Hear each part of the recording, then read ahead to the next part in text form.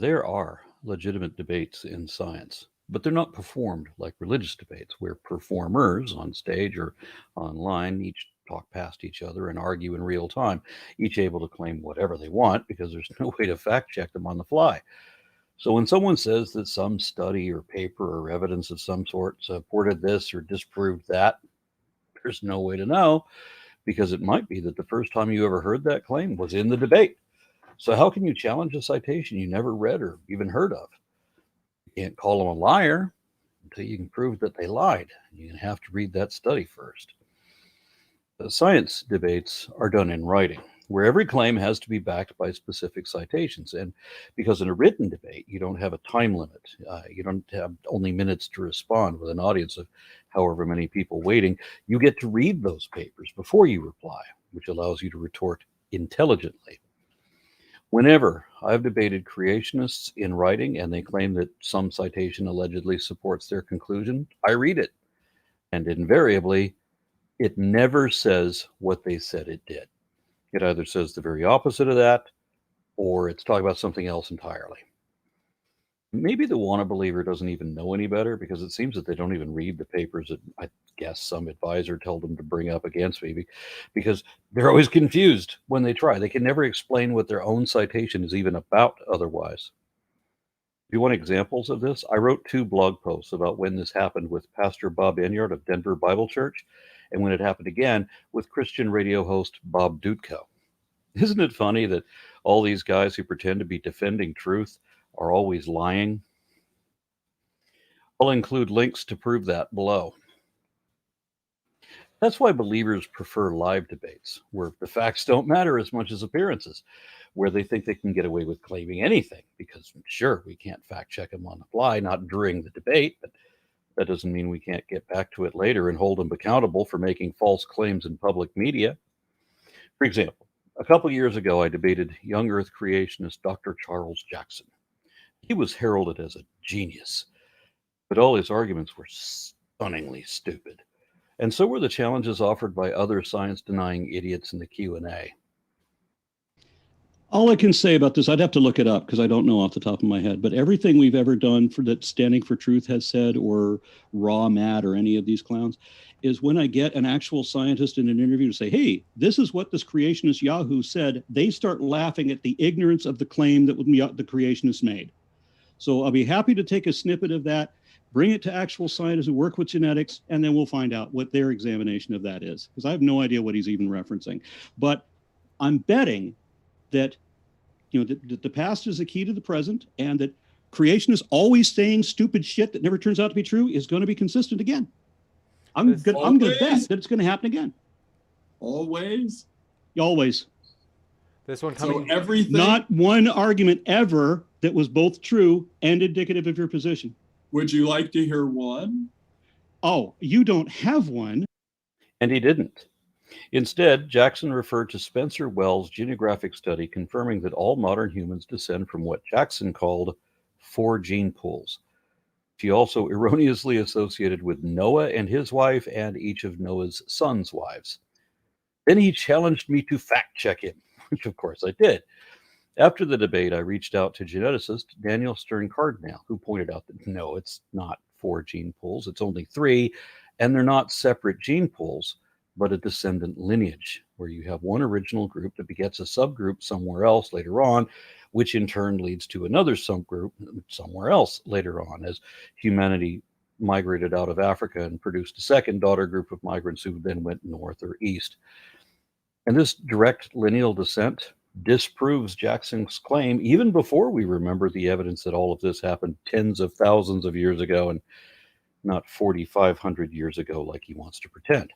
So as I predicted, Jackson failed to produce any fact that both of us could prove to be true that either supports creationism or contradicts evolution. No one can seem to do that because 4 is not 3, and even if it was 4, he still failed to show how it supports his moronic assumption, because the descendant lineage implied in the study he cited does not allow anything remotely like Jackson's interpretation. But of course, no religious apologist is ever going to admit to this type of mistake because they don't care what the truth is. They want to make believe something else instead. That's what faith is all about. Oh, more recently, I debated flat earth dunce Kyle Adams over whether Mormonism is true, although he couldn't figure out what the topic was. He thought he was there to defend general Christianity against atheism. So I had to remind him what the title on the video actually said. Just look down at the bottom of the screen. Is Mormonism true? So I had to remind him that he was there to defend his denomination, to show how Mormonism is different from other Christian denominations and how Mormonism is true. To that end, I also had to get to him to explain how Mormonism differs, because he refused to defend Mormonism over any other denomination. He wouldn't do it. He refused to distinguish them even. Now, the relevant point here was when I finally managed to drag his ass on track, Adams tried to pretend as if there was archaeological evidence supporting the Book of Mormon, which includes two specific claims that were brought up in the debate, both of which he said he would test. One, whether any evidence of Jewish ancestry was ever found in Native American tribes, any Native American tribes, such as we would expect from the descendants of the Lamanites or the Nephites or any of these other Semitic tribes mentioned in the Mormon version of Dianetics. Because these ancient Jewish immigrants were, according to the folklore, supposed to have become the Native American tribes we know today. If that's true, and we already know it isn't, and I think Adams already knows that it isn't, then at least one or two of tribes out there would have most or all members showing Semitic ancestry in their, 23andMe meetings, whatever. And two, Adams said that there was archaeological evidence of pre-Columbian Native American cities like the mythical Zarahemla in the Book of Mormon. Adams says we find evidence of like that all the time, but we've never found any evidence of anything like that at any time. And listen to how that went. If you are going to base your entire worldview based on some supposedly historical source, why would you study the historicity of that foundation? Well, it's kind of what we go into testing, and so we want to ask questions about it, and so we study these things, and we go out and pray about these things and try to find our personal experiences, which don't matter, because what you've got is you make a claim. I'm in the middle of debate. You make a claim that Jewish people are actually the descendants of, that Native Americans are actually the descendants of Jewish people. It's a claim that is a lot bigger than we claim it to be. Okay. Some is not all. How would you test that? Some is not all. How would you test that? How do I test that? Yeah. Well, a lot of different people out there go out and do archaeological work and look for things, and we are making all kinds of discoveries all the time. You don't have anything that supports that claim. I don't think I have a lot of things that support that claim. No, you don't. Did you see a video that I produced with your name in it from about a month ago called Show Your Evidence, Kyle? No, I did not. You were in a debate with Bryce Blankenangel where you made the claim that there was archaeological evidence of North American cities, Native American cities, of 7 million people. There is no such data. You made the claim that it exists. Okay. He told We you to produce the evidence for that. And because all you have is personal experience, then you don't have that data. You said it was out there. You just said you've got archaeological claims all the time that support you, but no, you don't. You can't show that claim, for example. You saw my example of putting the blood on the door frame, right? Did you not see that one? Support a North American, Native American city of 7 million people? We haven't discovered every single Native American thing. There's continual research. 7 million people? Okay. Yeah, there's a lot of... You realize that we found cities of much, much, much smaller, right? Have you been to Chichen Itza?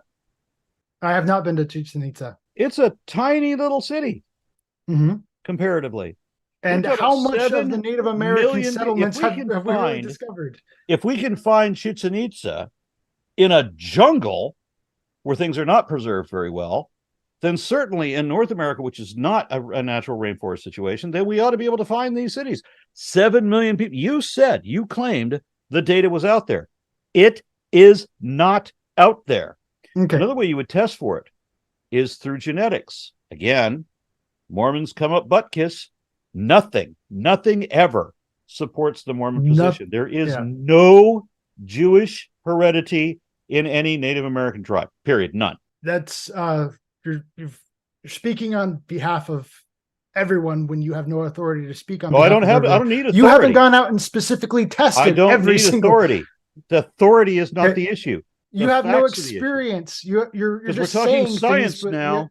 We're talking science now, and there are no authorities that you have not verified for yourself. You're we just have making stuff up verified and this. saying this is so. We have verified You this. have not There personally is- verified this. Yes, okay? I have. You don't need to yell There at me. is You not don't need to yell at me. any. Just let me talk. Yes, I have verified this. There is not any.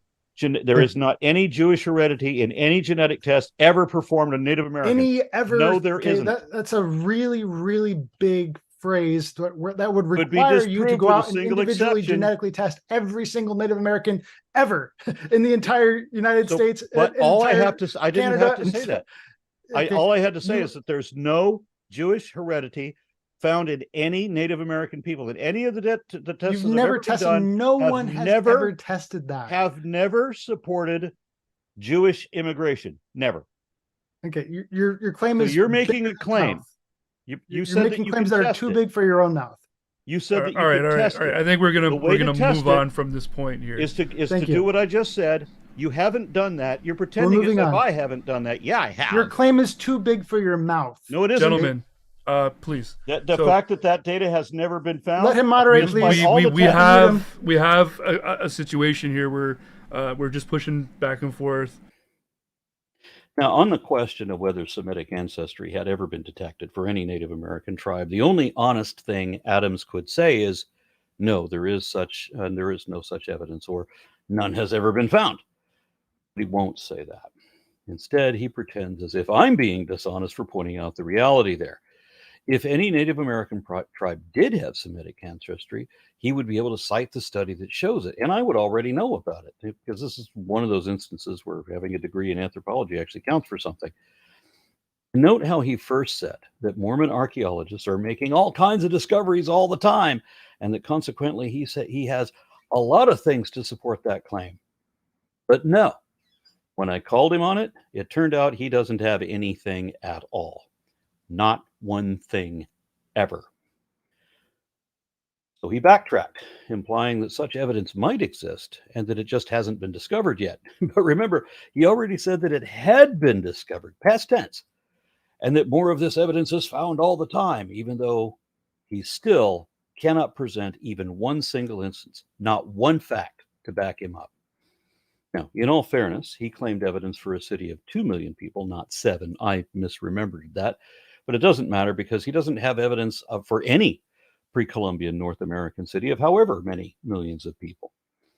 I told him that if he couldn't provide that evidence, then he's lying, which of course he is, which is why he still hasn't presented the evidence he promised, and he never will, because he knows it doesn't exist, that he lied about having found it. Because religious faith is just liars lying, trying to pretend to believe in lies. So last month, I debated a guy called Perspective Philosophy. That debate was on Christianity versus atheism. Which has the evidence?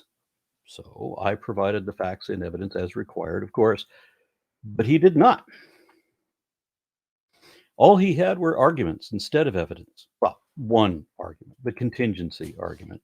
It's the same game of mental masturbation as the Muslim metaphysician tried to use on me a couple weeks ago. Both men tried to define their God into existence by erroneously assuming a necessary being. Neither one provided any facts in support of their position or against mine, even when both debate topics specifically called for evidence. And both of these philosophizers says they needed arguments to explain their evidence, and that's fair. But neither one presented any evidence to go with those arguments. Both those men failed to meet the criteria they agreed to. The guy I'm talking about now, the one calling himself Perspective Philosophy, completely forgot that he was supposed to defend Christianity rather than some vague deistic notion of theism. And in that debate, he made another unsupported claim. Well, let's move into Polarity has another question. All right, perspective philosophy. With your contingency argument, you're defining God into existence as a conscious agent. Even if true, how does this prove Christianity? Yeah, I mean that's a valid criticism. Like you could say that like how does Leibniz's principle of sufficient reason prove the existence of a divine mind and not necessarily an unconscious necessary being? Um I mean, I'm happy to argue for idealism if you want to get into the sort of nitty gritty of like why idealism is true, because that essentially so if everything is essentially fundamentally an idea, and the unity of the unity of the idea of ideas is a mind, well then obviously that which is the unity of existence would be a mind, right? Which is why I actually put in the slides idealism is true, and I made that argument just like briefly. I didn't think we were going to get metaphysical with it, but if you would like to see us talk metaphysics, I'm more than happy to. Idealism is by far the more superior position. Absolute idealism by Hegel. 10 seconds. Materialism has been absolutely debunked. I mean, ripped apart philosophically. So materialism, physicalism, absolute joke. Maybe check out Analytic Idealism by Bernardo Kastrup. That's pretty cool too. But my personal favorite, Time there. Hegelian absolute idealism. All right. Those are some interesting claims, and I intend to I intend to discuss those with some philosophers I know, who I know have to disagree with you by virtue of their atheism. You showing off your bird again on the certainly about camera the there, claim that that physicalism, and I know what you mean by that being disproved. I know that's false. I've often seen believers claim that intelligent design creationism has been supported by science, or that evolution has been debunked, or that God has been demonstrated. And all these claims are unsupported and thus indefensible. Really? God has been proven? Then why do the leaders of every religion still say that belief in God is a matter of faith? Why are the majority of the world's scientists unbelievers? Evolution has been debunked? Why then do all these science academies still say that it is the foundation of modern biology? If any of that had happened, then whoever did it would have won the Nobel Prize and the Templeton Prize, and they'd be world famous, and there would be a profound paradigm shift. That's if we're talking about objective morality, not subjective belief, which is all the believers seem to care about. So I did as I said I would.